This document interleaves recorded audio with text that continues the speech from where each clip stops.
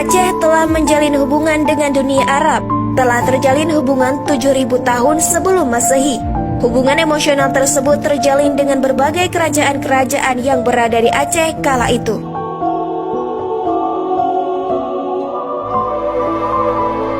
Ada beberapa hal yang bisa dibuktikan secara otentik, bahwasanya kerajaan Aceh telah lebih duluan menjalin kerjasama dengan dunia Arab, yaitu pada zaman dulu orang-orang Arab mengambil kapur barus dari Aceh.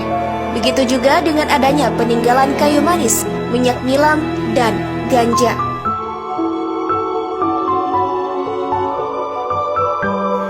Presiden HB Corp Jakarta, Dr. Hilmi Bakar menjelaskan, pada saat lahirnya kerajaan Islam pertama di Nusantara yang dikenal dengan Raja Jempa atau Sultan Jempa di Kabupaten Biren pada tahun 760-an Masehi dengan nama aslinya Abdullah bin Hasan Musanna, merupakan sebagai cicit Nabi Muhammad.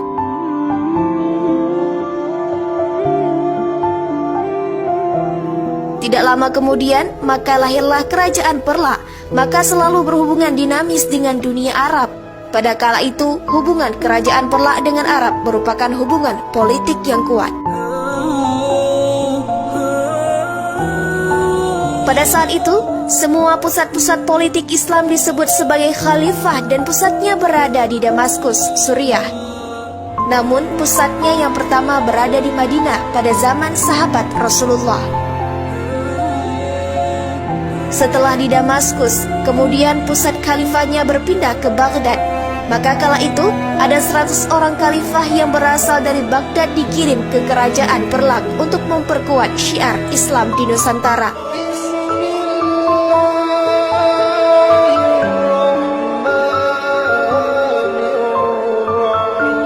Waktu itu kerajaan Perlak merupakan sebagai bagian dari khalifah di Baghdad, sehingga mereka mengirim orang-orang ke daerah itu untuk memperkuat syiar Islam di Nusantara.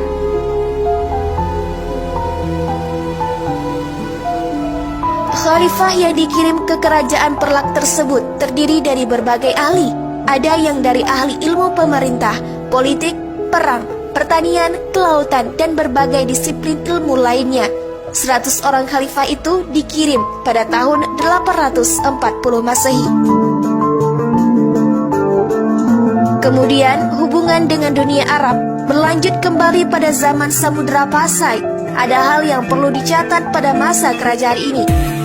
Pada tahun 1858 Masehi, Baghdad hancur akibat perang. Maka pusat khalifah Islamiyah dipindahkan sementara ke kerajaan Pasai pada zaman Sultan Malikus Saleh, sehingga hubungan baik dengan Aceh terus terjalin dalam setiap fase pemimpin kerajaan. Sehingga pada saat lahirnya kerajaan Aceh pada tahun 1507, bahkan pada saat pengangkatan raja-raja, maka berhubungan terus dengan Mekah. Sampai pada zaman kejayaannya pada tahun 1630-an. Kala itu, Iskandar Muda selalu mengirim bantuan ke Mekah karena kondisinya masih miskin pada saat itu.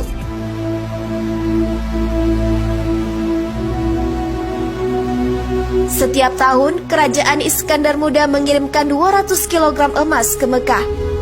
Sehingga bantuan yang diberikan tersebut terus turun-temurun sampai kepada anak cucunya dan tidak pernah berhenti mengirimkan bantuan.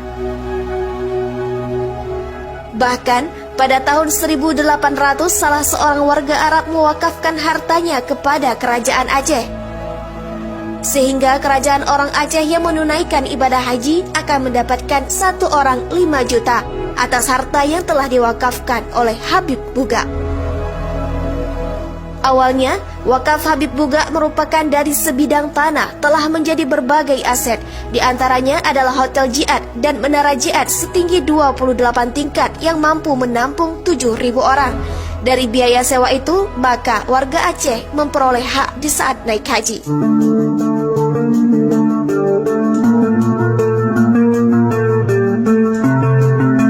Bukan hanya itu saja, bahkan banyak tokoh-tokoh Aceh yang menjadi ulama di Saudi Arabia seperti Abdul Rauf Al-Singkili, Syekh Hamzah Fansuri yang menjadi guru besar di Mekah, Syamsuddin Al-Sumatrani, tutur Dr. Hilmi Bakar. Mengapa Aceh sampai dikatakan sebagai daerah seram di Mekah? Karena segala fatwa yang ada di Nusantara maka boleh diputuskan di Aceh. Bahkan ada fatwa ulama Aceh yang tidak berani dibantah oleh dunia Arab, yaitu wanita boleh menjadi sultan. Maka dalam sejarah Aceh pernah dipimpin oleh seorang ratu.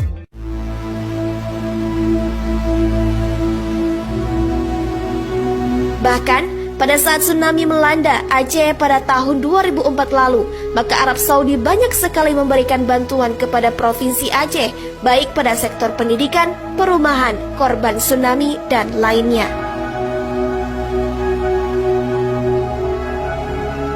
Untuk pembangunan Masjid Raya Baitur Rahman Banda Aceh rusak akibat tsunami, maka pemerintah Arab Saudi memberikan bantuan sebesar 10 miliar. Bantuan kepada kampus UIN Ar-Raniri sebesar 350 miliar. Pembangunan rumah sakit Universitas Syiah Kuala sebesar 2 juta USD. Pembangunan rumah tsunami dan seorang warga Arab memberikan bantuan cash sebesar 100 miliar. Usai 1 minggu setelah tsunami.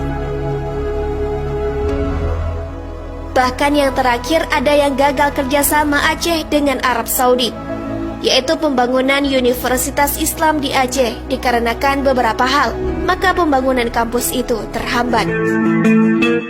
Kami, kontributor Mu'alim TV, sampai jumpa di lain waktu.